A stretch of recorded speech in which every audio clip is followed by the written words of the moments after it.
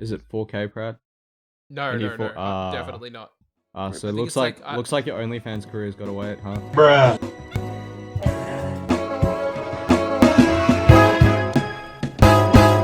G'day everyone, it is your boys from Melbourne, and we are back, unfortunately, for yet another special edition of the official NBA Beancast. This week's a little bit different. We finally do have video, Brad. Yeah, Shout we outs got to it you for last that. week, and we're continuing with it from this week. So this is like an Elon Musk type timetable / delivery, but we actually did finally get it to happen. And yeah, what's our YouTube channel, Freddy?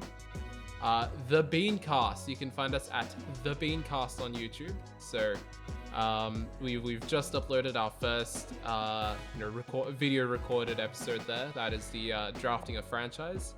So, definitely worth a watch. And at least while that is rather low quality, we're getting better every day. And hopefully next time I'll get the video on a flat surface and all that business going properly as well.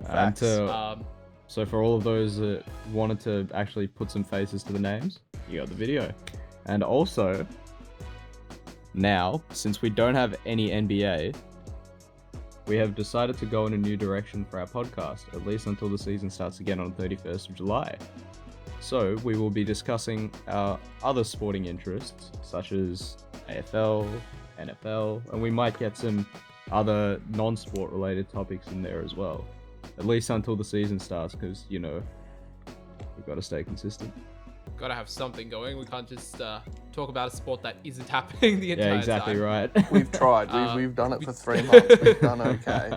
We did pretty good with that, yeah. Yeah, well, we finally ran out of content. Milked the hell out of that. We could keep going, but yeah, what's the point? There's Kyrie, but we will still obviously have Kyrie. The updates that we get. Obviously, there's still a fair bit going on. So we'll still bring in some NBA shenanigans, of course, because we love it. So we'll start with the usual. There is obviously a bit of news to go over, like Kyrie Irving and him being a head case as usual. This NBA players call that happened and all that business. And I think Bill has a bit of trivia this week. And then what we're going to be talking about is, as Karan said, AFL, which is the Australian Football League. The Aussies. The Aussies. We're going to be talking about the Australians. Yeah. Bruh, we can't say ours. Americans can't say the Australian. Anyways, for those not aware, the AFL is one of the first few sporting organizations around the world, competitions that has kicked off again. So we're actually in the middle of the second round at present. So unfortunately, we only got one round in before the lockdown here in Australia. So we're back now. I think the NRL is still going, but we don't really want to speak on that, I think. And there's obviously Tom's not on the podcast. We can't talk about the NRL. There's obviously some European soccer as well, but for the just the Bundesliga. Yeah. There's not a whole lot going on, so we're going to give you guys everything we can from. Premier League starts again next week. Hopefully, Premier League shut off before the finish and Liverpool aren't champions. There's no way they're just gonna. Yeah, I don't. They're just gonna. Who, Liverpool? Yeah, they're awesome to watch, man. They're good. They're good to watch, but have you ever talked to a Liverpool fan? Yes, I have. They're worse than Laker fans on social media. I didn't know it was possible. Did we have a guy agree to disagree. Are you serious? Bro, you haven't been on Twitter enough. Brother, you haven't been on football Twitter. These people are unbelievable.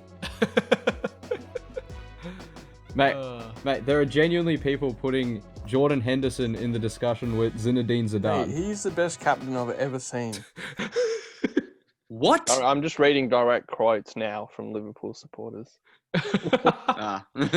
Anyways, so we're obviously gonna bring you a lot of piss talking about the stuff that's going around. It's probably gonna be fairly, I'll say there'll probably be a bit of AFL, NFL. Praddy's fairly one-dimensional in his his sporting following, and that is the Golden State Warriors. But fortunately for you all, Karan and I don't know if there's a sport in the world we don't watch really, except for Golf. maybe golf. And I think Karan baseball. is also deeply Yeah. following what's it called, lawn ball. not How's sure that about league Is going? that is that competitive, Pratty? Yeah. You follow it, right? Yeah. Yeah, that guy from Austria is quite Oh good. yeah, amazing. Yes.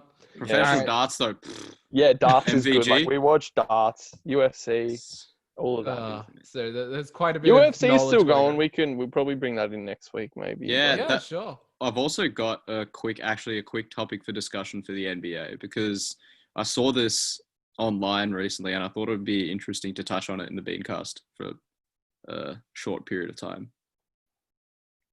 Yeah, okay, so say we'll- it. Alright, You so- gonna say it or? All right, yeah, no, I was just wondering if you guys were cool. Oh, well, yeah, So go nuts. what we've got, basically, I saw someone say that the NBA's issues are essentially unfixable because of the nature of the league. Because what we've got with the NBA, while the support for the league is crazy, like worldwide, millions of fans, the main problem is the ratings aren't that great, and they've never been that great. And from what I can tell, and I actually agree with the premise of the post, there's no real way to fix that issue, because essentially what you've got is, because there's 82 regular season games, no one really cares about individual regular season games, like, because they don't really matter in a There's vacuum. so many of them, yeah. Because there's so many. You can make up for losing one by going on a 10-game win streak or something. And the best teams lose to the worst teams randomly. It just feels like the games don't matter and the players just take the piss. And then there's also like the fact that you've only got a few teams that are relevant every single year. So this year it would be, well, it depends on your definition of relevant. So for some people, it'll just be who can win a championship. So realistic championship contenders this season, the Bucks, the Lakers, the Clippers. And then that's really it. Boston, nah. Raptors, nah. Houston, Then maybe. Houston, No, see, I don't nah. know. I reckon it's a lot closer than in previous years, but I'm with you for the ratings because there's only so many players that are that good to watch, and how many teams in the league right now would you look at and you don't even want to watch them? But I think it's improving, to be honest. Like there's a lot more teams now that I'm kind of like, I'll watch them. So the whole premise is that even though because of these issues, they can't actually get the ratings up much higher than they already are. Like there's only so much you can do because of the nature of the league. I think, yeah, the NBA and the NFL have basically gone in two separate directions, where the NFL is like, all right, we've got how many teams? There's about half the number of teams in the NFL as there are in the NBA, right? Less? No, there's more. They There's just more. don't play the full. There's 32 teams in the NFL. 32 teams, But they only play 16 games each. Okay. So each game is And- more relevant, and they play so Like every it's like- single game matters. and that's the thing. It's like I think one NBA owner or someone high up was saying that like we should move the NBA season to just avoid the NFL season. Like, the NFL has like an entire day dedicated to it, basically, right? So it's like it takes up an entire day of the week. Monday night, baby. Dude, football's fucked. So you've got the American football's fucked. So you've got Thursday night for them, and then Sunday, the whole of Sunday for them. That's like football day, and then you've got their Monday as well, Monday night football. Yeah, because they're actually not allowed to play on the Friday and Saturday, Pratty, because of their college scene. So High school games are on Friday, and then And- college games are yeah. on Saturday. yeah, Dude, So, like, college football is huge. in Yeah, the yeah, US. no, I know. Like, even with the NCAA being a multi-billion-dollar industry, it's like, despite that, like, the football scene always just dominates somehow. Yeah, no, and football in the US Yeah. is probably way more popular than basketball. Yeah, Basketball's yeah. way more popular worldwide, though. But Yeah, then, I think the other thing is that, as we've seen, the NBA, I don't know how they do it, but they managed to put out the worst possible product for live viewing internationally. Yeah, there's the way to watch the league isn't very cohesive. Like you've got League Pass, but then you can only view a few teams. You've got what, like in Australia, I can speak from experience. It's terrible. There's one provider, but they're extremely unreliable. Like there's just not an easy way to watch the league overseas. But there's still lots of overseas fans. And And that then results in a lot of us people using the usual buff streams, which is now dead, unfortunately.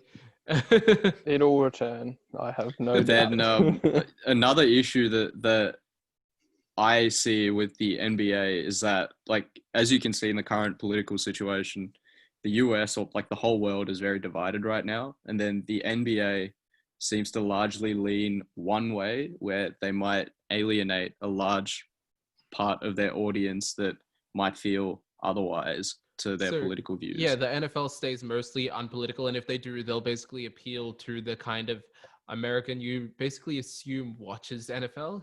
Yes. So it's like they know their audience, whereas the NBA, it does have a very, very wide ranging audience. But because of that, if they do say one thing, then that's going to, change the opinions of a lot of people. Like there's a lot of people who fully agree with the shut up and dribble thing. And Exactly. especially when you have head cases like Kyrie Irving coming out and speaking, it's like you can understand why, that gains popularity.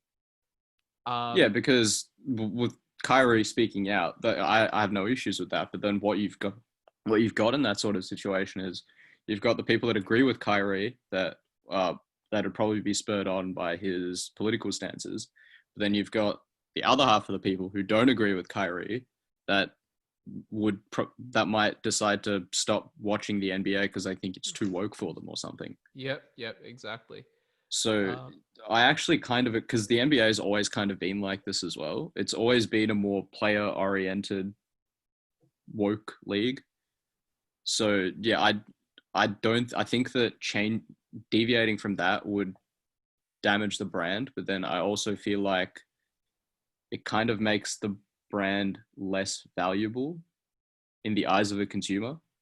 Yeah, no, I can see where those issues come, but I mean, what can they do to change that? Like the NBA is as it is. Yeah, I have no problem. I love it. So Yeah. I watch all the games. I follow all the players, but then yeah, it's just this could be an issue with some people. And then I also kind of agree with the whole premise that, because for example, the NFL, the league is the parity of the league is unbelievable. So if you have a look, any given team can be a surprise packet and win any given year.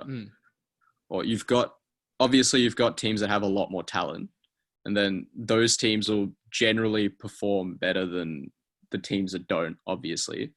And you can tell that going into the season, but then every single year there's a team that surprises everyone. Yeah. Whereas with the NBA, that doesn't really happen that often.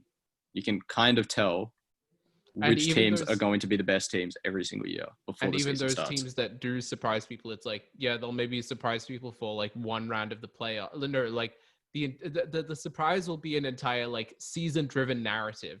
Yeah, right? exactly.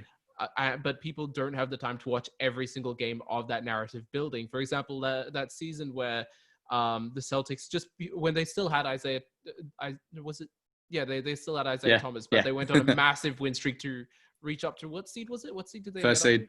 First seed. And it's like, I remember this. No one had apart from probably you, I don't think anyone was watching the entire narrative building the entire time. The king of the fort narrative. Yeah. My man, Isaiah. Like, it was an impressive thing, but it's like, until the playoffs, no one's going to watch that. And in the playoffs, you know what's going to happen because LeBron James is in the Eastern Conference. Exactly. Yeah, so it's like, obviously going to get clapped, but like when that kind of narrative is already that set, yeah, it's like, what can you do? Whereas how do the playoffs work in the NFL? Is it decided by one game? Is there a series? Yeah, it's a knockout. It's a knockout. So like that kind of upset, there's that much more possibility, because there was that one game where Avery Bradley hit that stupid shot. Yeah, imagine if that was a knockout game. Yeah, where the Celtics beat the Cavaliers and they go to the finals. that's such a better situation. But at the same time, like you do understand, like you also understand why they have to have 7 games, because so much can change from one game to another. But then it feeds into the competition problem, right? So for the NFL, like I said, there's a lot of parity in that league where lots of teams are like, so if you look at the NFL over the course of a decade, you've got your top teams like the Patriots, always good, the Steelers, always good. But then you've got teams like in the NFC, at least, you've got the 49ers that were good for about half the decade, then they weren't that great. Teams like Seattle weren't that, well, they were great for about half the decade, good for the other half of the decade. You've got teams like Kansas City who've been great throughout the decade. Shout out Patty Mahomes. Yeah, then you've got teams like the Jacksonville Jaguars who they were trash and then they were decent, made the conference finals, then crashed out and then went back to being trash, but then they were still good. The Jaguars would be like the Hornets. The Hornets. No, they're worse than the Mavs, dude. Becoming the Mavs. They're worse than the Mavs, bro. They're becoming it's like good, it'd be like if the Hornets made the Eastern Conference semifinals. Like it wouldn't happen in the NBA. It just wouldn't happen. It just doesn't happen. Yeah, but I think because the NBA, it's like, how often do teams like really change? Like barely ever. In terms of the high end talent, there's only so many players every year that are in free agency that can actually change the team enough for it. Yeah, that's true. And then also the format. Whereas in the NFL, because it's a knockout, if a team wins, they go through the next round. Whereas in the NBA, if you because there's a chance of any team losing on any given day, right? Oh yeah. But because of the 7-game series format of the NBA playoffs, the better team is much more likely to win over the course of a 7-game series. And I mean, you have it also paves the way for, but I guess that's where the issue is. It paves the way for more of that strategical play where, like, for example, 2014-2015 playoffs, Steve Kerr puts Andrew Bogut on Tony Allen, and that changes the entire series. Where, like, that kind of small change, it had a major impact on the series, but not so many people were like looking for that and noticing that happened at the moment, apart from people who are like following the game and, you know, are actually seeing, whoa, that's the change that they made. So and then that kind of change is only possible in a 7-game series. Yeah. I don't think you can change the playoffs though, but I think if the regular season was shorter, there'd be a bigger emphasis on not each game, but as a whole. Like, remember Golden State in 2018? It's like they can win 50 games, they can win 70 games. It doesn't matter. Like, they're going to win it all, sort of thing. Like, you know, they rock up one day and they clap, you know, Houston by 45. The next day they lose to fucking the Knicks or some shit. Everyone's like, oh, it doesn't even matter. We never lost to the Knicks. I know. I'm just saying. Like, they could do that, and it would just be like, yeah. No one would care. Yeah. It doesn't matter. There's still going to be a top team home court until the conference finals. Like, it doesn't matter. But then I think because home court is such a big thing, like, if the season was like, I don't know. I always think, like, if you can somehow play every team the same number of times, that's probably the fairest way to do it. And NBA is kind of one of those leagues where you could almost do it. Like, imagine 58 games, you just play every team twice. One's home, one's away. All of a sudden, it's like the fairest it can possibly be for every single team. Yeah, so like a Premier League type fixture. Yeah, like something rotation. like that. But then the only thing is, like, 58 games is a long way from 82. Yeah, and then the league might go, oh, well, we'd be losing revenue on the other 24 games. Well, yeah, then they're losing 30%. Also, yeah, profit. But they could gain money. They sell out every single game. I was just going to say maybe more people will show up, but then they sell out every game. Yeah, that's the thing. It's like how is the like actual attendance for each NFL game? Is it always also sold out, or is it almost always sold out? Yeah. Then yeah, it's like the NFL arenas are so much bigger. So and then like, for example, the Green Bay Packers, you can't get into the game if you don't have, unless you paid way above asking price for a ticket, like unless you bought it off a scalper, or unless you have a season ticket. And to have a season ticket, you need to be in a wait list for like 20 years. Oh my goodness. Yeah, I think that's what happened with the Warriors for a bit there. Yeah, but like it just goes to show like I feel like the NFL is a better product, Yeah, yeah. but I feel like the NBA is a better sport, or basketball is a better sport. Facts. Personally, Yeah, I agree. I think it's so. I don't know.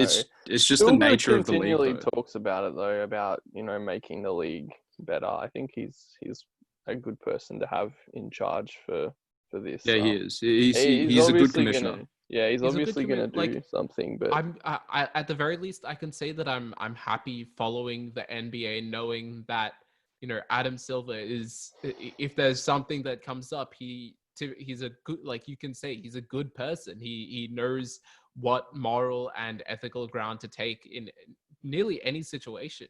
Yeah. So But then again, this feeds into like the whole woke perception of the Yeah. NBA.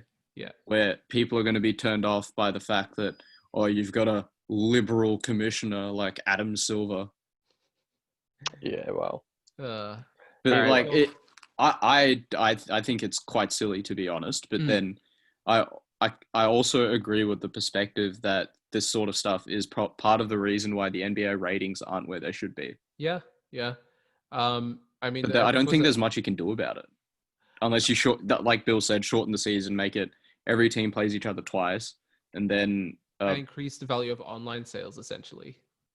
or make the playoffs like a knockout thing. But then I would hate that personally, because I always associate the NBA with a 7-game playoffs. Yeah, there's no way they can do that because Unless, I mean, for variability, like for random shit to happen, like imagine this year, like there's like the Mavs could they're full capable of winning it all in the 7-game series, but like if they're playing each team once, same as Houston, if you get hot for 5 games, teams like that, you can win all piece of cake, like not piece of cake, but well, what if, I mean, the 72-10 Bulls, what if they went back to that style where it was like 5 for the first and second round, and then it was 7 after that? That'd be interesting. But then I don't know, because I think back then there was less talent at the lower end, and so That's still if you're in because it's slowly getting better. Like if you look at teams now, there's a lot more parity in terms of how good each team is. Like if you go back like 10 years ago, the Mavs and the Rockets are like what, 5th and 6th in the West. Like they'd be top of the West like nearly every year. That's true, but also I think the talent's just spreading more. Like even Phoenix, my all-time rant on how shit they've been. Their team, like in terms of talent, is still quite good, and that's what I'm saying. I think that there's probably only like 4 or 5 teams in the league at the moment that are just genuinely terrible. But I think just about every other team could win 1 or 2 games against any team. Mm. But in terms of still I don't know. I just think that making it shorter at the start, like back then, I think it would make more sense. But then moving forward, I think in like 10 years' time, we might even see, these like more upsets of these lower seeded teams, because I think that there is going to be more talent. Obviously, the young guys coming in are better now than they ever have been, and it's obviously only going to get better. And we're seeing that fully. Memphis still can make playoffs. Pelicans can still make playoffs, and I think just the way that these younger guys can come in and have such a big impact, I think that's why having the longest series, their chances to win are still not going to be great, but I think I think we will still see more upsets. I think that the chance that them having the chance for 7 games is definitely better than 5. I think that's more of a reflection on the league way back when, when Michael Jordan's 30-win Chicago Bulls make playoffs. But I still feel like, I mean, at the very least, like the first round, I don't see any point in there being 7 games. I still don't see it because, like, the first round, if you look from first actually to 8, disagree. What about disagree. 3 to 6? There have been some great very first-round series, but that's true. They're kind of like the outliers. Yeah, but like, okay, so it's usually an ass whooping. It's usually an ass whooping. But I think if they do that, then you have to like restructure the whole format, because then you're almost disadvantaging the teams like from 3 to 6, because they're often close together, right?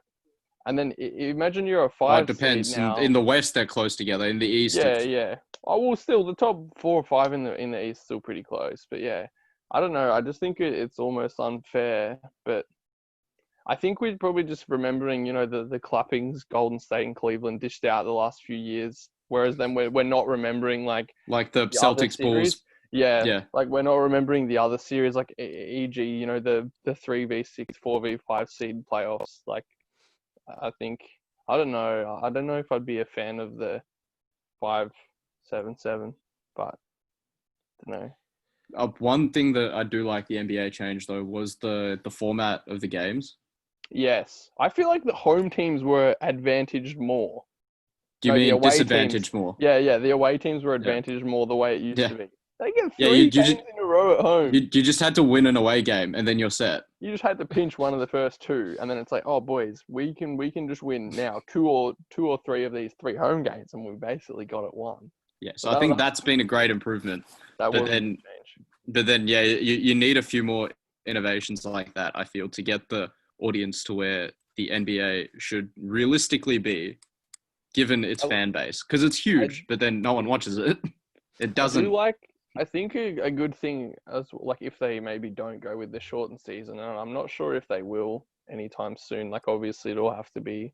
Because it'll cost teams money, yeah. Yeah. But I think I like the idea of just throwing the top 16 into a, not like a pool, but and then reseeding.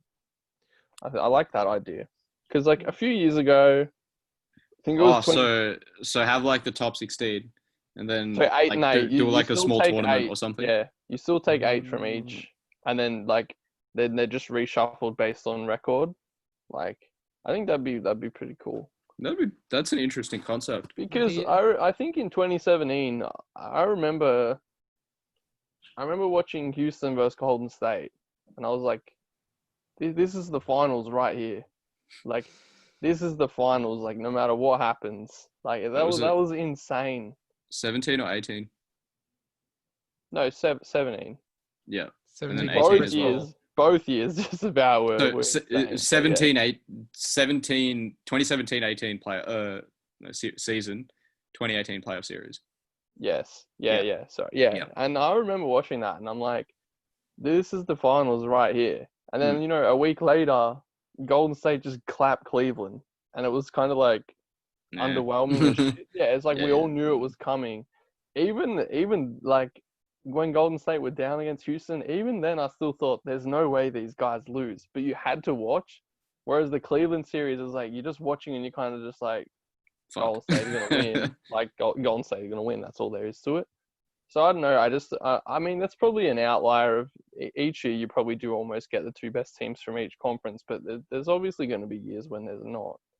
But I don't know. I just like the idea of a reshuffle. They got to do something to, as you said, to change it up. Spark interest in the league, yeah. Because Yeah. I think with Corona, the fact that there's been no games for 3 months, I think there might be a spike in viewership. But then soon after that, I think people are going to be even less interested potentially than they were in the past. I think this year, the end of this season will be different because, as we said, we basically are getting, well, I assume like the Bucks, Lakers, Raptors, Clippers and such will not take a few games off, but they won't be as, hell for leather to try and win. But we do basically get, 80, 90 more playoff type of games for the rest of this season. So I'm with you. I think the ratings will spike, and then obviously straight into the playoffs. Everyone will want to see that. There's not much sport going on in the world. But yeah, then for moving forward next year, I don't know. I think that... Yeah, I think that this current... and that would only affect the teams with fans, or the fans with teams that are actually playing in that little bubble. Yeah, we got to remember there's 8 teams. There's 8 teams that aren't there. Yeah, and that's just those franchises losing money as well. Exactly. So, but yeah, then moving forward, like I don't know. I trust Adam Silver, man. He's pretty good. So yeah, they got it, but they got to do something. Yeah. To reinvigorate the league, because anyways, I feel like it's close. All right, we should. I have some riveting trivia. Oh yes, hit us up, my friend. It's not really riveting. It's more very interesting. There is one player in NBA history. Brad, I know where this is going. That has played for every single team in California. Their playing career was from 2003 to 2017. Baron Davis. No, he didn't play for the Lakers. Vladdy? Nah, bro.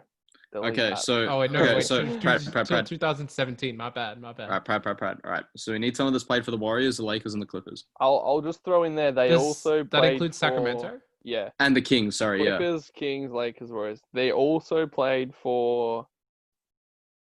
Let me. 1, 2, 3, 4 other teams as well. They're a bit of a journeyman, but the 4 California teams as well. Until 2017. Jamal Crawford. No, That's a he wasn't good on guess, the but Kings. no. He was never on the Kings. Jamal should still be playing, bro. He didn't play for the Lakers either. Man dropped a he 50 was in the piece in his Clippers, last basically. game, I'm pretty sure. My man. Hmm. Do you want a hint? Um, Another one? It's not a giveaway hint. It's just a. Okay, yeah, go for it. They have 1 world championship to their name. Won World Championships. So then that would have been with the Warriors, or possibly the Lakers. Ooh. Hold on. No. Okay. Probably. I So was they were gonna on the say- Warriors Or or possibly Lakers the championship squad. Clippers, lol. But retired in 2017. Joakim Noah this year. Let's see. 2017. So yeah, Pratty, he was either on your championship squad or he's on the Lakers championship squad. I think it would have been on the Lakers. I know for a fact that I'm quite sure none of the guys on the Warriors squad played for the Kings, Warriors, and Clippers and their Lakers as well. No. Lakers championship squad. So who would that be? Lakers championship squad. That's Nah. not on the Lakers championship squad. Nah. No, Wrong he's on the team. Warriors. So it's on the Warriors championship squad. Oh my Yeah. lord. I still don't think he'll get it, if I'm honest. That's pretty tough. All right, Pratty. It's not Sean Livingston. It's not. It's No, not. it's- Wait, it's nah. not. Livingston played for the Clippers and the Warriors. That's it. Yeah. Let's see. Obviously not Iggy. Obviously not Bogut. Obviously not Curry. Obviously not Clay. Obviously not Leandro Barbosa. He wasn't on Shout that out team the anymore. Brazilian blur. Shout out. Shout out the There Brazilian it blur. is. Wait, so it would have had to have been. So he retired in 2017, right? Yes. So that was it at the end of the 2017 season or the start of the 2017 season? The end. Retired Okay. up 2017. All right. So he retired in 2017. Okay. So he Yes. won. Yes, he won. Yeah, He won in before then. 2017.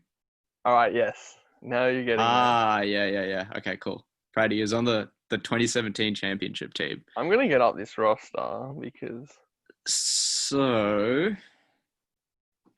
2017 championship team. So yeah, let's run through the names again, Pratty. You're not going to get it for that reason. I'm happy with this. Why is that? There's no reason. Pratty, let's run through the names again. So who you got? 2017 Warriors championship Steph, team. Clay, KD, Dre. Wait, no, it can't be. It wasn't Zaz. Wait, no, JaVale wasn't on the Kings. No, it wasn't Magoo. Let's see. What else do we have? And he also Sean Livingston retired in still with that team. 2017. Retired in 2017. My goodness, I feel.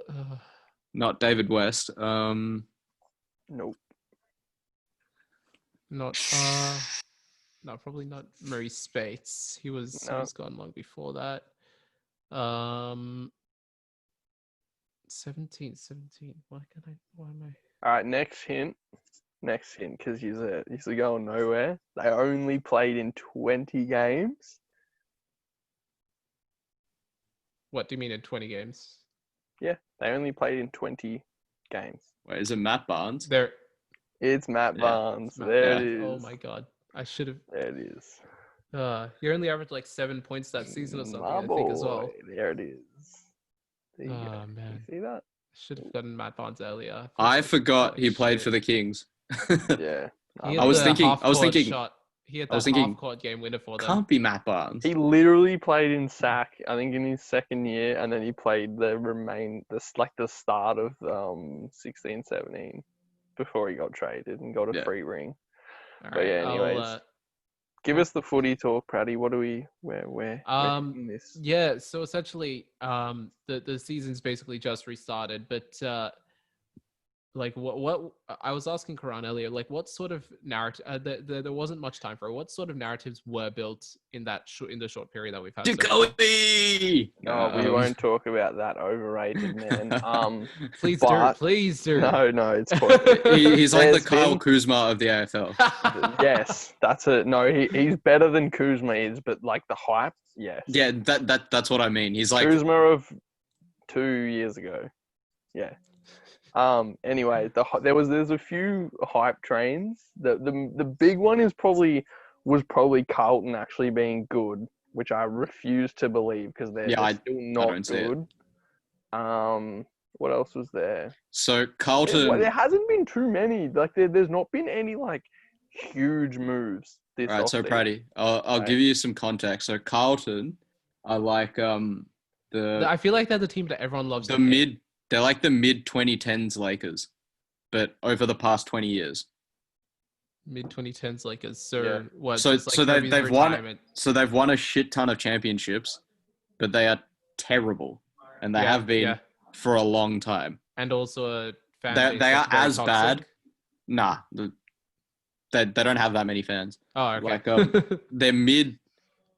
they're like as good as the mid 2010s Lakers, but they've been that bad for the past 20 years instead of 5 years. I feel like they've I've been heard pretty Carlton's name a fair bit. You would have.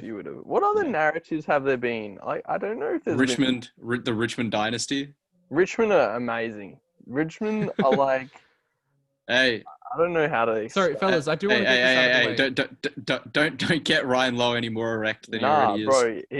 He. I think Richmond are a better team than he does.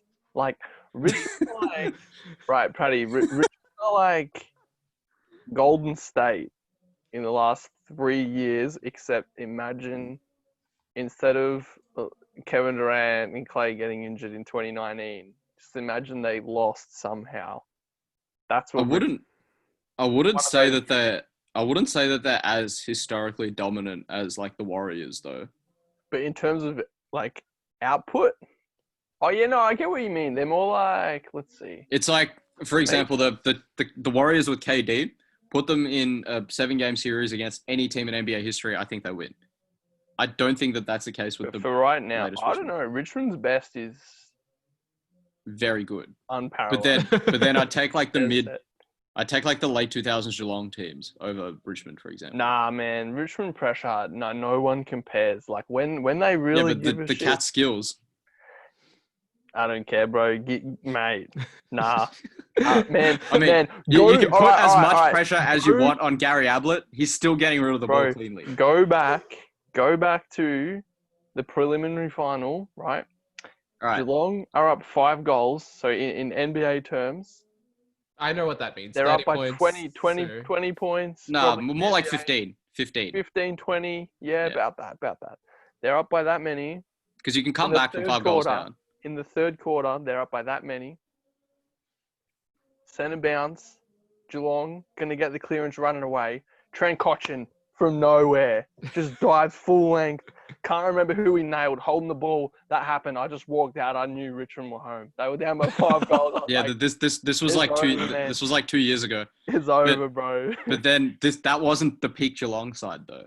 No, but I'm just saying though, that Richmond pressure though, I'll back them in about against anybody. And now that they've got Tom Lynch as well, now they have like Matty Scarlett at fullback. Jack Riewold's been good, like he's been really good.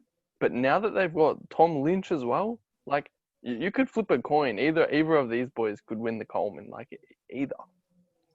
And then I think Richmond's defense. All right, so for our American listeners, the Coleman is like the award for the leading goal. It's like the leading scorer. Leading scorer. All right. And Richmond's defense, best defense I've ever seen. That's it's like the Miami Heat defense. It's better. They're better than what they were for the NBA. I reckon. Easy, bro. Who was Miami's Dylan Grimes? They ain't got none. They don't need. They didn't need a Dylan Grimes. They had bro, a LeBron James and a Chris Bosh. Bro, Dusty doesn't even have to go down there, and they dominate. Like, Dude, there are defenses that are almost. I feel like there are man defenses that doesn't were enter almost as good over the past but not 10 for years. as long. No, nah, I don't think. Not for the past, like at their best, possibly as with good. With rants, but for as long as Richmond sustained it, and they're still sustaining it, I don't know. Richmond's probability for error is we haven't seen that for a long time. What like they played this weekend, right? Like getting a stop, for example. For example, this weekend you got to explain it to the I am. For this weekend has gone, for example, Richmond played like nearly the worst first half that they're capable of playing. They're playing against another top tier contender, right, Paddy? So imagine you've got. Was that the game against Collingwood? Yeah.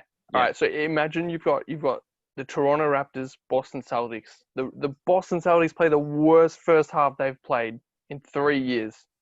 Raptors would be up by like 30 points. 30 points. Just a good game for the Raptors. They're up by 30 piece, right? Richmond come out in the second half. They still don't play that well, but they still do well enough. Like they're playing against another team who's probably, what do you reckon, Cuz? They'd be a top 4 favorite to win it all in the Pies. Yeah, probably like third or fourth. Yeah. I'd have them probably fourth. And Richmond, like they don't play that well. But then the game was a draw in the end, but Richmond basically won the game, like because they played that badly, and I think that's the sign of like the best teams. If you play like that badly for most of the game, and then you can come back against the best teams in the competition, that's how good they are. Like, but then I don't know. The Richmond dynasty, though, to answer your first point, mate, we're only in the middle of it now, I think. Right, Bill. So I do have a. So you say that all right. So you know how Bill said greatest defense in AFL history, right? So one problem here is that the AFL is over 150 years old. You've got to remember that they only. It is a very old sporting league. They only used to kick 3 goals a game back in 1875. Yeah, but then like we don't have an accurate frame for comparison here. Nah, but in terms of like because obviously like scoring. Like for the time though, the Richmond defense is incredible. It's peaked up and down a little bit, but it's slowly trending upward. But yeah, at the moment there's no real comparison for the Tigs. Oh, but like they're a good side. Bill, what about like the late, like the 2009 St Kilda team with the? I knew we were gonna pull this shit. No, give me Fremantle. That's a good defense. That's a good defense though. Give me Ross Lyon before 2015. Wait, 2014. Yeah, before 2015. Any time before then, Ross Lyon. Any Ross Lyon team before 2015. Yeah, juggernaut defensive team. Yeah, so Ross Lyon is like the Tom Thibodeau of the AFL. They also didn't have like the Richmond have the defense, but the manic pressure. Like nobody else has had it at that level for as long as they have. Bill, what do you reckon of that comparison right there? Tom Thibodeau, Ross Lyon. I reckon that's perfect. No, what do you? Nah, bro. Ross Lyon's been on the big stage, bro. So's Tibbs. Are you kidding me? Nah, you're. Tibbs hasn't had the teams that Ross Lyon has. You won't see Ross Lyon make his boys play for 45 minutes a game either. Oh yeah, he does. I would play Nat 5. He does the AFL equivalent. I would play Nat 5 110% of game time. Yeah, exactly. He does the AFL equivalent. And then he doesn't play the young boys. Very defensively oriented coach. Well, that's why he's gone though, because like every sport in the league, I feel like the younger players are better than better than they ever have been. And I think that's where we're getting a bigger reflection of that now. Like a lot of coaches, they are like the front office are backing them in with the younger players. Like not the whole team young, but like look at Brisbane last year in the AFL. Pretty young side. Couple of good moves in. Lachie Neale, superstar. You know, coach gets backed in. They make finals. They overachieved. They got belted in finals. I saw it coming. You probably saw it coming. A lot of people didn't. Everyone saw it coming. But yeah, We I all don't saw it know. coming. I don't know. What So other? this is said- another thing with the Brady had a AFL. So question. like we Brady had mentioned a with the question. NFL, Alright. it's a knockout format. Yeah, so Praddy, basically, it's 1 to 8 seeds, right, for the whole competition, and then if you're a top 4 team, you play another team in the top 4 in the first week, and if you lose, you have a second chance. But if Yeah. you're from 5 to 8 and you lose, curtains. Okay. Good night. Okay. Anyway, So, Brad, you what's had your a question? question. Sorry. Yeah, you had a question. No, it's nothing major. It's just what do you guys make of Jack Higgins' the little controversial mark they're talking about? No, I mean- so my whole problem with this, right? The AFL rules, number one, if you're not from Australia, the rules are fucked. Like they're so obscure and weird, and the rule for that And they is change like, every single year. yeah. The rule for what happened is so for those who don't know, there's essentially a boundary on the outside of the field, and the rule is it's not on the line. The total ball has to be completely over the line. If there is 1 millimeter of the ball that would be touching the outside of the line, it's still in, as far as they're concerned. Yep. And the problem is, in the last few years, they've tried to bring in a lot of cameras and stuff for these incidents that happen on the goal line, we call it. So essentially for a score. And so they've tried to bring in a lot of cameras for this, and the problem is they're the worst angles I've ever seen. Bill, life. one thing you've got to realize, the AFL is a poverty league compared to It like the is. NBA Yeah, it's like and the NFL. like an There's- F league. Shit. But yeah, so anyways, Paddy, they bring in all these cameras, and so a lot of the time they're trying to use the cameras that are obviously, they're trying to use this, if this makes sense, at the same time. They're using one angle and another at the same time.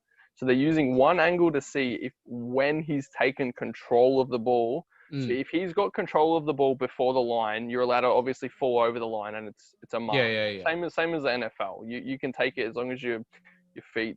Both feet have to be in bounds. Yeah.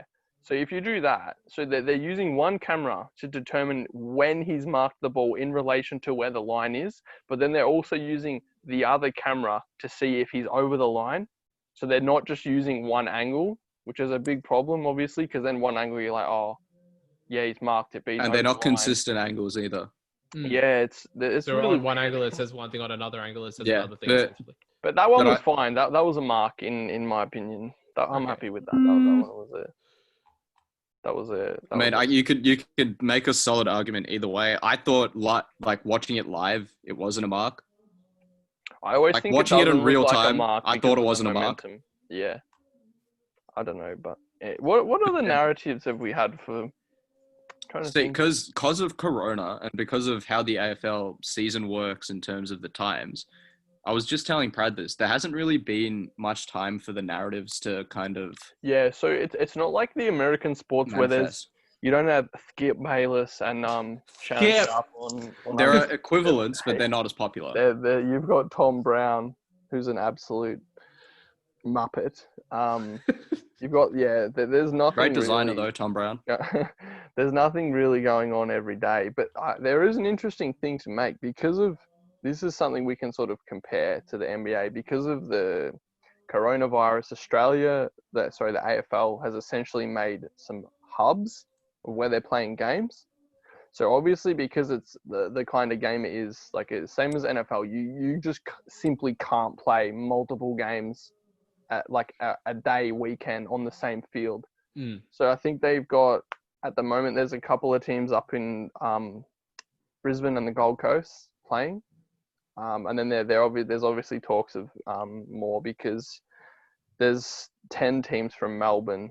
And obviously we're still not free of Corona. They're still operating on getting teams to play interstate, they call it, even though it's a national competition, I know, but that's a whole nother issue that I dislike greatly it's about dumb because the problem with the AFL is that it's very heavily centered in one location. Like imagine if basketball only cared about LA. I mean, ESPN only care about LA. But yeah, it's a bit interesting, and I don't mind it because like personally in the last few years, like I've just tried to watch AFL for what it is, like have no ties to any team, just watch it for what it is, and like Bill, you actually have a fan. You actually have a team in the AFL though. no, I don't. No, Really? Yeah, I haven't what do you had a mean? team. This is my second year now without a team. So you don't follow the Bombers anymore? No, I haven't for 2 years now. So I've heard that the Bombers have been very shit for a long time. Is that Yes. they had the best season ever when I was 5 years old, Paddy, and that was with that Lloyd fellow, wasn't it? Matty Lloyd. was a god, mate. Hey, Jimmy look at me, Hurd. Matty I know Lloyd, James footy. Hurd. Don't even remind me of the squad that they had. But yeah, and Michael just, Long. mate, King, Gavin Wanganeen, King, bring him back. What a name. I love these something. names, Wangity. But any Sounds like What the a most name. Australian word, mate. Wangity, you know. Nah, so like I've been Oh, trying mate. to watch it for like what it is, right? And like the problem is it's a national competition, right? There's 10 teams in Melbourne, there's 18 in total. But I think the fact that they still How call the fucked teams is that? not in Melbourne the interstate teams. I'm just like, and so every single year, right? So it's a knockout competition. Can you imagine, right? Imagine the NBA. Imagine every single year, the playoffs, elimination essentially the whole time. Like top 4 teams, I've already told you, they get a second chance.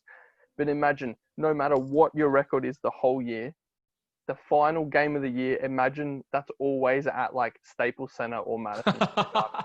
Every single year, there no matter what. It's not really analogous though. I But feel like- it's more like the Super Bowl. Yeah, but they can Where at least move it. that changes Years, cities yeah, every year. Yeah, But okay, then- yeah. but imagine, then Pratty, you're- imagine half the teams in the league play at Staples Center every single week throughout the year as well. Just imagine that's how it is. So a better comparison would be, imagine if half the teams in the NBA were based in LA Yeah. and one of them, or you're guaranteed at least one of them will make the grand final every year. Pretty close. Almost Mm. every single year, one of the LA teams will make the grand final, and then the LA team will get a home final. How pretty probable is it that a team like that the AFL simply adds like more teams in more areas? Like for So example, there's talks of There's no money, man. trying to but yeah, that they want to, Yeah. but because AFL's so like secluded, they obviously tried And to get it to go impoverished. to China, and they just happened to send the 2 worst teams in the competition. There's been success in New Zealand. I think they've done Anzac Day there quite a few times, and from what I know, that it's been quite good, quite Yeah, successful. but then they sent teams like poverty teams like St Kilda and North Melbourne there too. Yeah, no, but I it's go still for the Saints and I call them successful. I call Yeah, them a poverty team. China's a big market. Like they should be sending, bloody like send them Richmond and Collingwood and Geelong and GWS and shit like that. I Hawthorn. feel like with China especially though, they tend to prefer those kinds of clean sports, so to say. Like basketball is Yeah, more man. like a slick moves, Yeah, not But none of that's- the yeah. But that's the problem because they just can't generate enough revenue. yeah. Like yeah. GWS are the newest team, and they've been pretty successful. Even off field, they're doing well.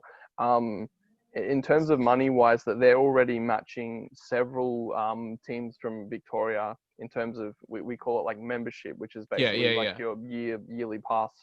That's It's like a why I was season asking. ticket. Like I know that yeah. the Giants have been pretty damn. So yeah, but that they've been very good on field as well. Whereas on the other side, you've got Gold Coast, who better location than Greater Western Sydney. They've come in a year before them. They had an absolute nightmare with the draft. They got everything possible wrong. They're still terrible. That they actually flogged West Coast yesterday. Me and Karan were talking about it earlier. Shockingly surprising. But essentially, they've been in the pits for 8 years since they've come in. They've never made the finals. Never. So playoffs. We call the whole playoffs here finals. Yeah. They've never made that, and then.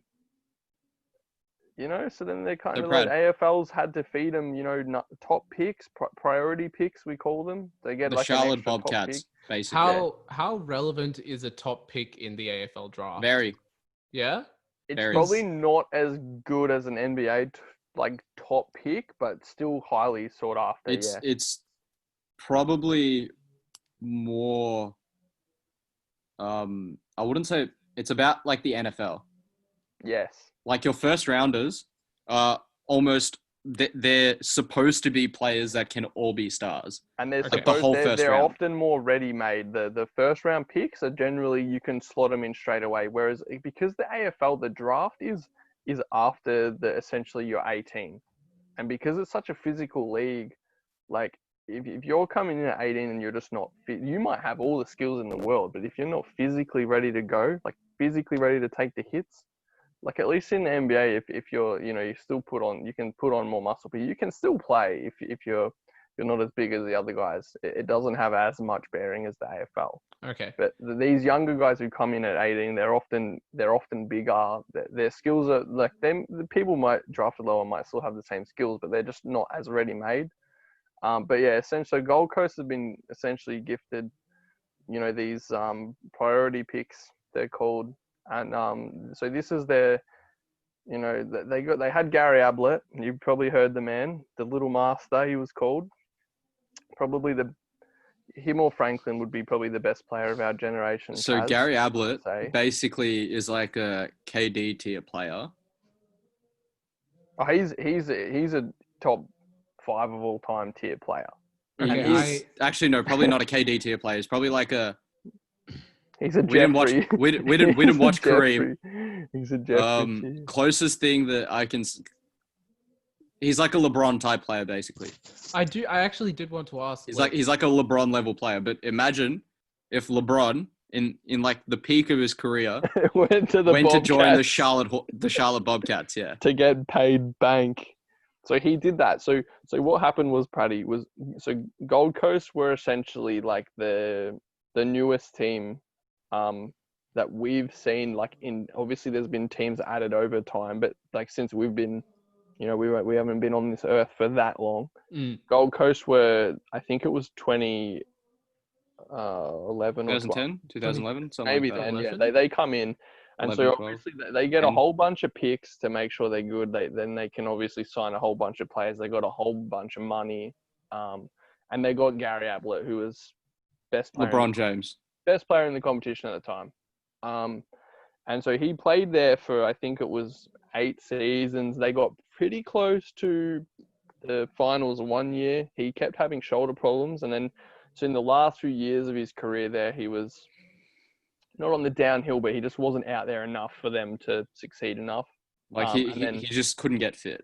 And then anyways, so then after last year, the year before, he moved back to his old team in Geelong, which, put the Gold Coast Suns in the further pits. But wait, okay, you call them the okay, so they're the Suns. Okay, it makes Gold sense. Coast They're Suns, the Suns. yeah, They are Gold the Coast Suns. Suns. All right, Yeah. makes a lot more sense. They're basically then the one Phoenix thing- Suns, right? One thing to mention with Gaza though, Gary Ablett, is that unlike LeBron, he actually won championships with his original team before he decided to fuck off for money. So they're definitely the Phoenix Suns then. The No. They're worse. They're worse. They're worse. They're worse? Far worse. They're worse. Yes. Oh my lord. They're genuinely the 76ers.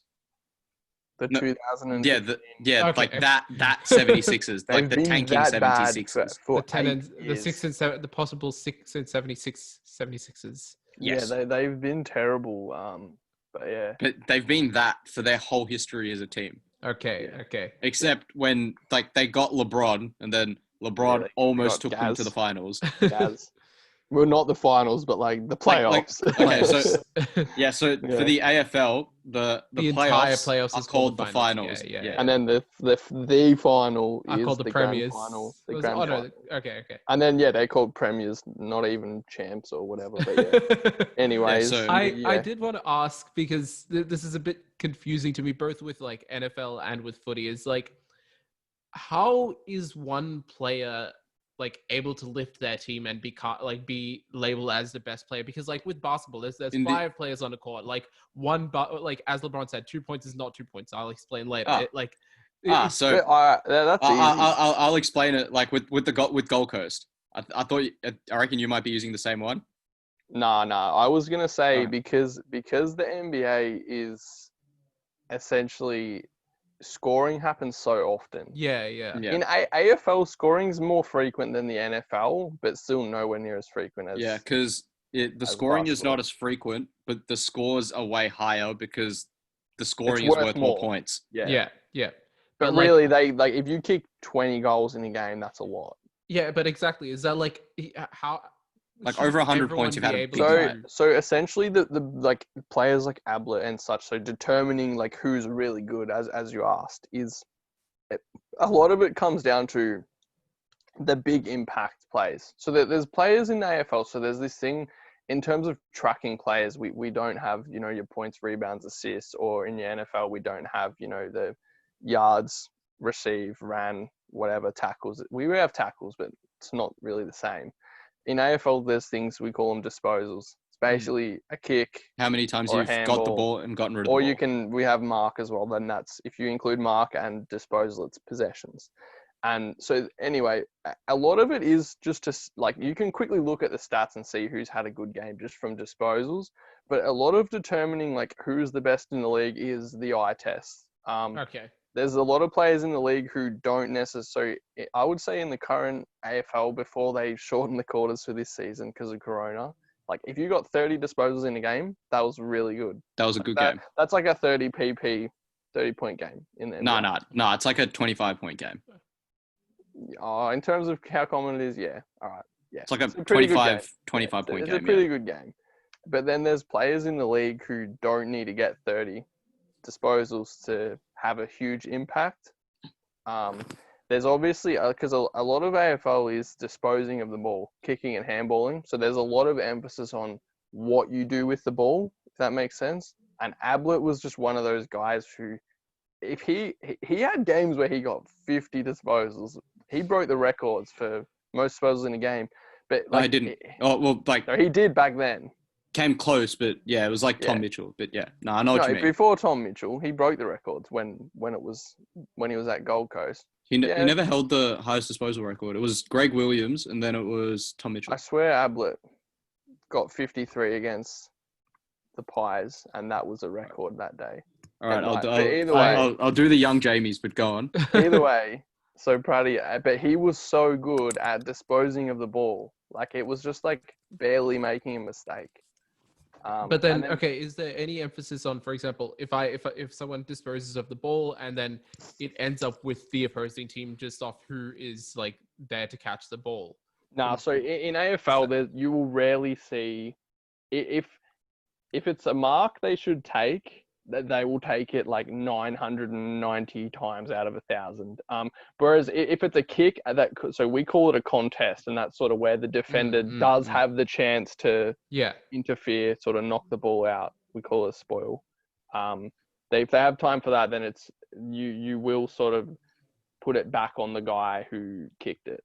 Okay, yeah. But yeah, if they're kicking to someone who should mark it, I mean, the odds are the player's going to mark it. But then if they don't, you never think, oh, that was Ablett's fault. You think, well, why didn't he mark that? He's also a very good goal kicker, which is a big thing.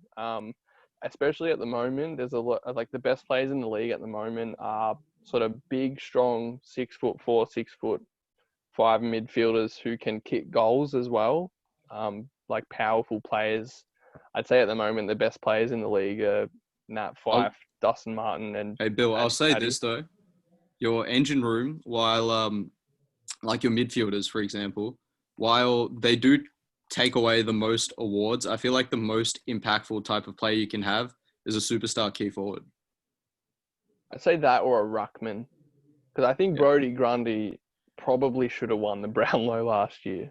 In my opinion, unreal. He was unreal. I think he should have won. Fraddy, for our MVP, it's called a Brownlow medal. It's just named after But then it's much more subjective than an MVP. I'll just say that. So the way it's voted on is the umpires, the referees, after every single game, they get essentially a vote card to vote 3, 2, 1 best players on the field for that day. That's how it works. Best player gets 3 votes. Second best player gets 2. So and then basically, the third best player gets 1. yeah. So basically, like, I mean, in the last few years, it's been a bit different. But like, if you get 25 votes in the 22 rounds we have, you would win. So imagine you can just play 8 games, best on ground in those 8 games. You could win the Brownlow and not play the other 14 games, essentially. I'm gonna just change position real quick. My back. But that's obviously very hard to do. But it's a very different way of voting on the best player. Oh, there is other awards, but that's the recognized one. There is coaches award, like coaches vote after. Isn't every there game. like best and fairest or something as well? That's for clubs. So Yeah. clubs Okay. will hold that. Trying to think what else. There's the Coleman Medal we said's leading goal kicker. There's for some reason not a defender award. Because quite often people say the defenders aren't sort of recognised. They don't often feature in Brownlow votes. Because the defensive aspect isn't really a recorded stat. I mean, there's tackles, but it's not. Tackles is like not really though. Yeah. Like Dylan Grimes, man, like Or like intercept marks or like Jeremy McGovern, yeah. It's just really weird the way the AFL does a lot of things. So yeah, but like the Brownlow voting, it makes no sense. It's just an exercise in winning bias. Because It kind of is. Because essentially what will happen is the best player might have been on the worst team, but he might have been the best player by a mile, but he probably won't get the votes because his team didn't win. Unless you're Nat Fife. But it's not like the NBA where because of the way the NBA works, there's only 5 players on the floor at any given time. Usually the team with the best performing players or like the best performing player win. will win. But in the AFL, because there's 22 players on the field on each team, so 44. It's a lot harder to drag them over the line. 18. 18 sorry. on, but you 18, have 22 18, yeah. for the day. You have exactly. the bench. Bench is 4. Yeah. Yep. So 18 players on each team at any given time. So you could have one of those 18 players on the losing team that dominated the game, best player in the game by a mile, but he probably won't get 3 votes or even 2 votes because his team didn't win. Yeah. So last year was actually a really sort of rare year. Nat Fife won the Brownlow. His team wasn't that good, but like I love Nat Fife, man. Like he's unbelievable. And he fully deserved it last year. But yeah, it was a really weird year where I thought it should have been Grundy. Yeah, no, I did as well. But then like Fife winning it, I had no problem with because I think he is the best player in the competition. But I think Grundy was the most important because I definitely think he was the most important for Collingwood. But it was a weird year. It was one of the few years I can ever remember where a team outside of the top 8 had the Brownlow medalists. Quite often, the Brownlow medal's done, a week before the grand final. The grand final, essentially, yeah. Quite often the Brownlow medalists will be playing in the grand final. Because so he's really usually... weird. Oh, Well, their team's usually that good as well, and they're usually that good. I mean, for a long time, you had Ablett at Geelong. you've got like Matt Prittis type operators as well. Prittis, yeah, but he was a bit of an underrated winner as well. Then you had like Juddy and Probably should've Goods, won that year. like they were making grand finals. Jimmy Bartel, most underrated Geelong player of all time. Oh yeah, you just mentioned that. Sorry, there's one team I think that'd destroy Richmond. Those old West Coast teams. They were really good. I think they're like uniquely built to beat a team like Richmond. They would beat anyone. Mate, Cousins, Kerjar, Dean Cox in the rug. I don't care who they're playing. So you mentioned if Coxie gets them the ball, it's over. Yeah, exactly. It's over. Anyway, go on, Praddy. You mentioned right at the start that what was it? Carlton is being considered possibly a good team. Was it? The media were thinking... The media thought they would be a good team. Yeah, Okay, last year they got a top pick he's quite good. Well, coming into this season, obviously they've dropped their first 2. They lost by 1 point to Melbourne. Yeah, and then 20 day. to Richmond, obviously, at the start of the season. Has that changed perceptions very much, or are people still thinking no, they have a fair chance? They really had like our media on AFL is nowhere near as like extravagant as say the NBA. Like after the footy finishes for the weekend, you probably get like 2 hours of media, and honestly, they will essentially skip over like entire games. I mean, it is kind of like ESPN, like e.g. the Raptors beat the Clippers by 35. They'll show you that for 2 hours instead of showing you anything else.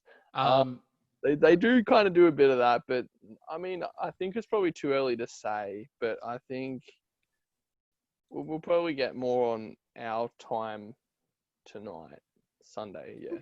Okay. Alrighty, I like that. Yeah. Oh my God. For those of you who won't watch, Paddy's operating a virtual background with our amazing logo, and he's just crossed out where it says NBA for the official NBA Beancast and changed it to AFL. So it's quite humorous. Yeah. I'm very funny, guys. So what other teams were expected to compete this season? If I were looking to pick a team to hop on, As in win the whole thing? no, as in like be relevant, essentially. Oh, okay. So we'll skim over the top 4 or 5, which are very good, which is Richmond, Collingwood, GWS, West Coast, even though they somehow got flogged by Gold Coast yesterday. But so there's those 4, I would say. None else really jump out that are going to be amazing. But then I think on the rise, you've got the Western Bulldogs, so their foot's grey. I think they'll be quite good. In terms of other teams coming up, I think Port Adelaide actually have a fair shout. They actually got. I think the Cats will be good again, as they usually are. I like Port Adelaide because I think it was last season they essentially just traded away a whole bunch of shit for a lot of picks. I think it was in this year's draft they had picks. This might be wrong, but I think it was 6, 7, and 8 overall, Praddy. So you can imagine that in any draft you have 3 top picks in the same year in the top 10. Crazy. They did that, and the Minnesota Timberwolves had 3 top picks. We won't speak on it. But from the few games we saw last year, from the guys Port got the year before, even they were really good. Connor Rozee is an absolute wizard. And then there's another guy, Zach Butters. That Port Adelaide have got a whole bunch. I've just got the ladder up. We call it standings ladder. They're actually sitting top of the ladder because they went number 1. They've played 2 games, which half the teams still yet to play their second game. Phoenix Suns are at the top of the ladder standings. But they're on the rise. As I said, Western Bulldogs on the rise. Kaz, who did you say? Sorry. The Cats. They're always the Cats. They're just the Cats have just been. They're very good for a very long time. For fucking 12 years now. They've just always been there. Are the Kangaroos still a team? Barely. They're a team where every person in Victoria jokingly says they should move to Tasmania. So it's either them or like us. They've been like mediocre for a fairly long while, but they're one of those teams where, like as I mentioned earlier, GWS are getting more members than Melbourne teams. They're one of those teams that GWS is going to jump over already. Okay. Who else is going to move up the ranking? There's really not that many I can think of jumping out at me. Yeah. Brisbane, I think last year they overachieved because in the AFL, your fixture the following year is based on the year before. Oh, okay. So Brisbane finished. Yeah, so if you get fucked if you overachieve. Yeah, so Brisbane finished in the bottom 6, not last year, but the year before, which made them finish a lot higher last year. So then now this year, they've got a lot harder fixture. But so I think that as a team, they'll get better, but their results won't be better because they're versing more quality teams. Okay. So, okay. They're an interesting one because they're really young as well.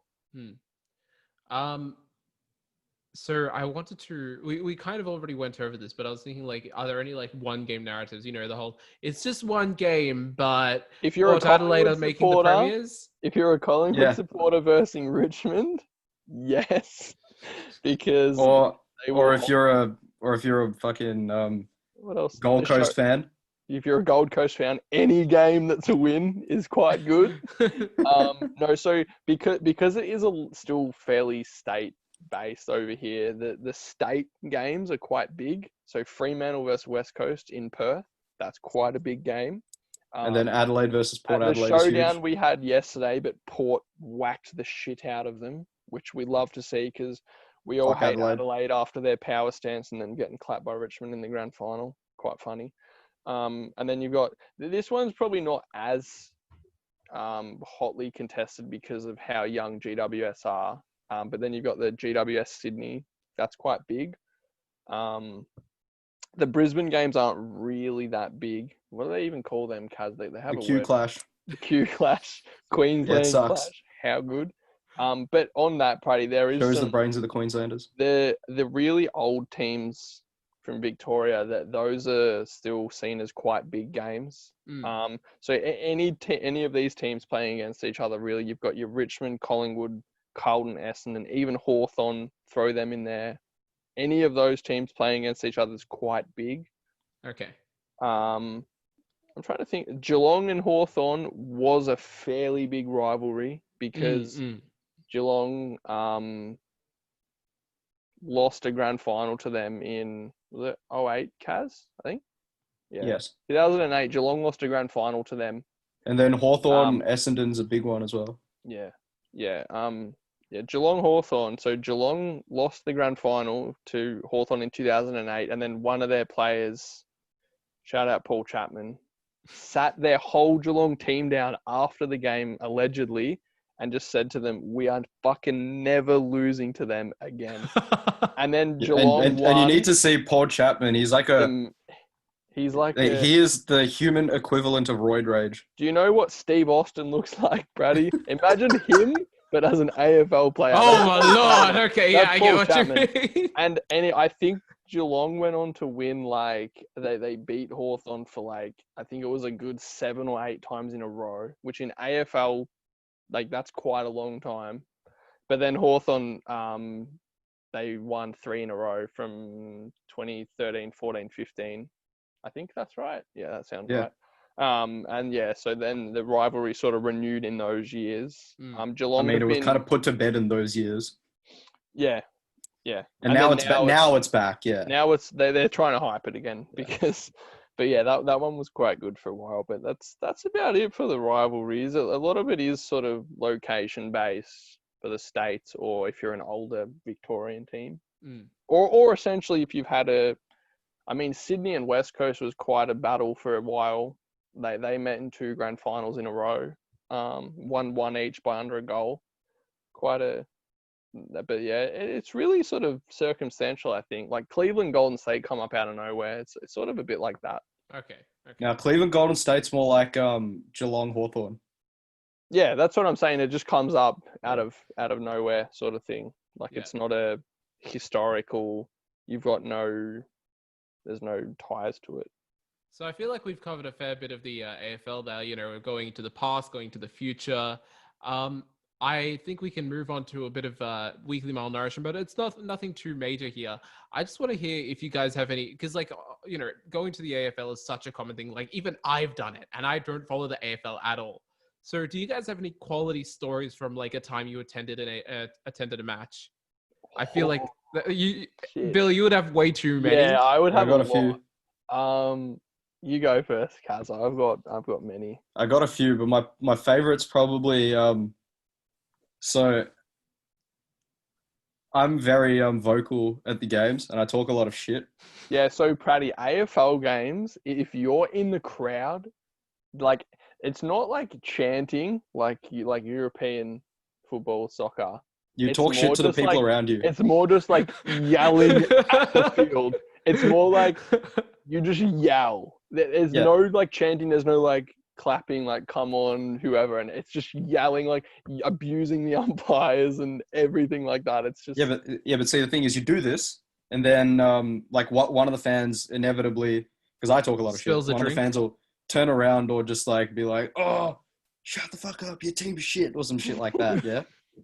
But then you do go for St Kilda, so yeah, I do. Charlotte Hornets. Yeah. But so I talk a lot of shit, And Melbourne St Kilda is like, it's not like a rivalry, but it's one of those things where we beat them for so long. Like, we destroyed them for so long. And then they've started beating us consistently now. Mm. So I was in the box for one of those games.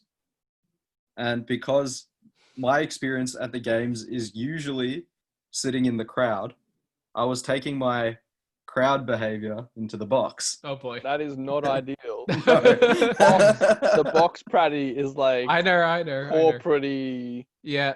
beyond behavior, wear a suit kind of operation. Yeah, but like I wasn't that bad, but like I was just talking shit to the Melbourne fans around me, or like cracking jokes and stuff like that. But they're not the kind of people that appreciate that. So when St Kilda actually, we were down by like 5 goals at one point against Melbourne, and we started coming back. So then I started talking mad shit to like the people around me, and they're all just looking at me like. And then we kicked, I can't remember who it was. I think Jack Billings kicked one from the boundary. And then me and my mate, we just went off. Because we were happy. Our team was doing well. And then like one of the Melbourne fans just looked over at us and was like, can you just sit down and enjoy the game? I would leave, man. Like, I'm with you, Kaz. I'm one of those, if I'm at the footy, like, I want to enjoy it. Like, I can't just sit there, like, in the box. Oh, no, I got mad. So I was just like, what do you think I'm trying to do, lady? Yeah. I'm sitting here trying to enjoy. And you know what Melbourne fans are like, yeah? They haven't won anything in quite a while. No, but like the fan base is like the most gentrified fan base you can imagine. It's like the Golden State Warriors fan base. But Without everyone, the rings. yeah, but everyone.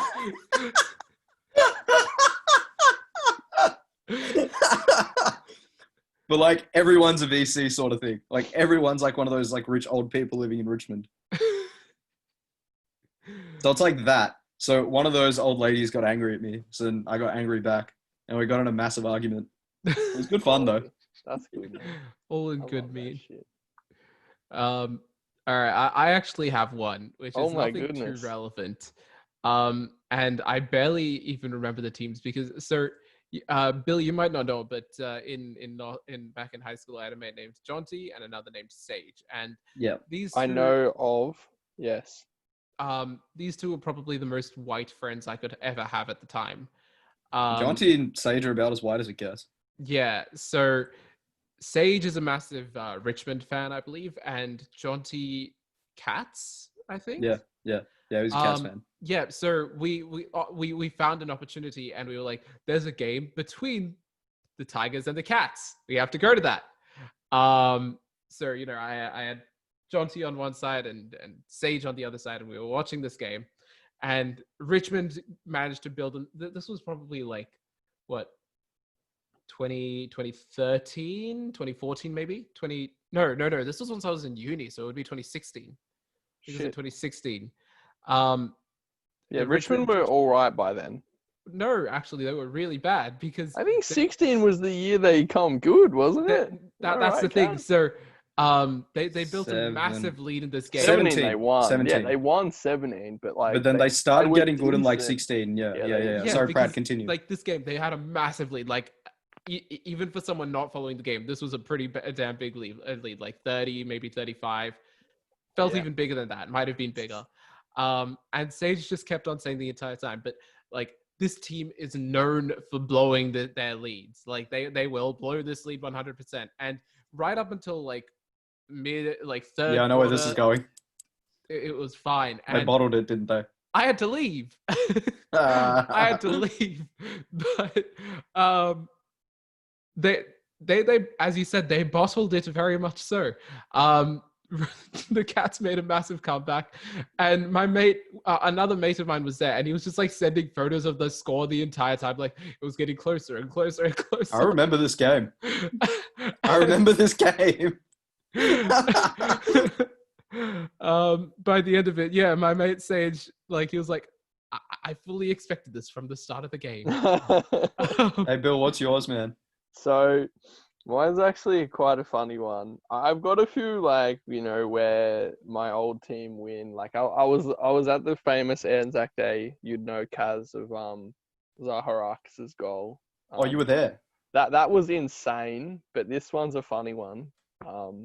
So I went to the footy one time with the two of my mates. It was Freo versus Richmond, and Kaz and Pratty know this great man, Rui Lowe.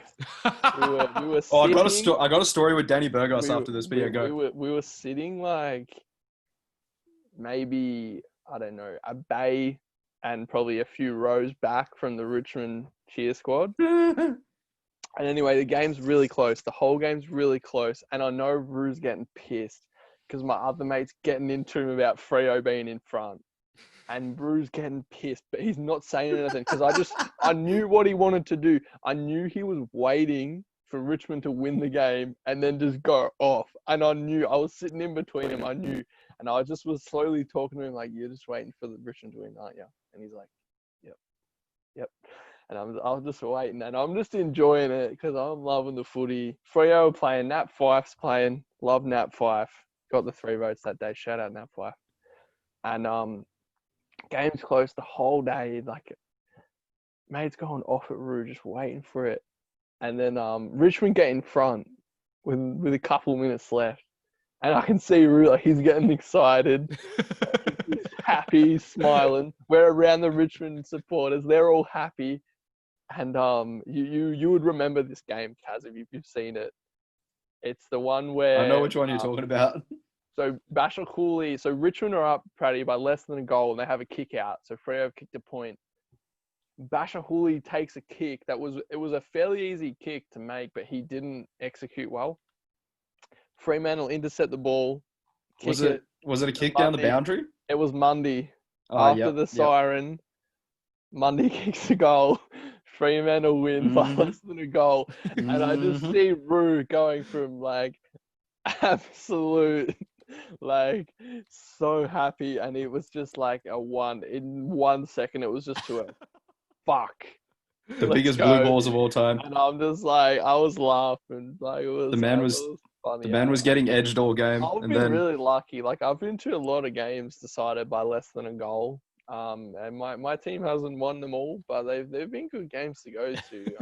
Like, just the crowd going off. Like, it's Anzac Day is always probably the biggest game of the year. As Kaz would know, it's arguably as big as the grand final. Like, the crowd always a sellout, like 90. You haven't been, you wouldn't know.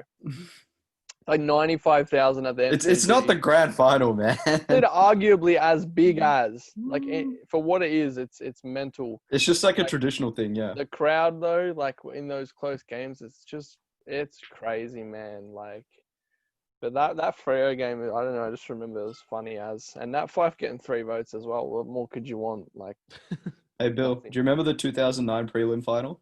2009. The Saints versus Bulldogs? No. So me and Dad were at that one. Yeah. We're sitting right in the middle of the Bulldogs cheer squad. Wait, Saints would have won that in 09. Yeah, we did. Yeah. We're sitting right in the middle of the Bulldogs cheer squad. Shit. How was that? Yeah, so my dad got tickets to the wrong side of the ground. He only realised after we got to the ground. That's so good, man. No, do you know what though? In those games where you're like in the wrong area and your team wins, it's so good. One time I was at an Essendon Hawthorn game. It was the day where there was a huge fight. Like, I can't even remember what year it was. Where I was in the Hawthorn members, because my stepdad goes for Hawthorn, he had a membership. I was in the Hawthorn members, and Essendon win by like 65 points. It's just so good. You're just sitting there around all these people, they're just like, oh, fuck. It's just so good. So good. Oh, man. When I think Brian Lake pushed Rewalt in the back, and Rewalt took a little bit of a dive, but then he got a free kick, kicked the goal. Me and my dad. We were literally the only 2 people in that whole area that was celebrating. Shit. Yeah, it's good when it feels good when that happens. All right. Anyway, boys, we've eclipsed 90 minutes. Yeah, we're right about that. Let's So, guys, once again, we are on all social media at the Beancast on YouTube, at NBA Beancast on Instagram and Twitter. Follow us there. This will be on video on Sunday next week. So, sorry, Sunday within 2 days of the audio release. So we'll catch you for that one. In the meantime, guys, take it away. Finish this up. Right, guys. Enjoy. Take care. Stay safe. Watch Have a good one. the Hope you enjoy. watch the RC rules if you're in Freedom Land. It's quite good. Hope you guys enjoy this edition of the A NBA lot of the Beancast. NFL players are getting around it. So Are they actually? yeah, they are on Twitter. Yeah. So Which ones? like 2. But, just go with it. Imagine if like Just- Pat Mahomes just was go getting with on it. Pretty Pretty sure Pat McCaffrey was going on about it. Yeah. No, not McCaffrey. There was someone. The punt McAfee, Pat Oh McAfee. yeah. Same. I mean, we'll just say it's The we'll Colts say it's punter. yeah, the good one. But yeah. All right. Christian All right, guys, McCaffrey. we'll See ya, see you boys. next week.